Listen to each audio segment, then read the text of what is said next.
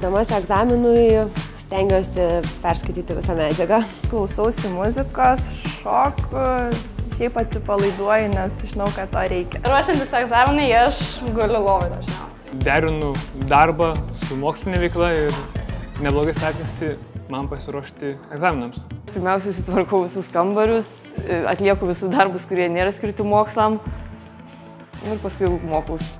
Iš tikrųjų darau visiškai nesusijusius dalykus ir paskutinę dieną stresuoju ir bandau viską įsiminti. Nepersistengiu, nestresuoju per daug. Niekada nedarau šperų.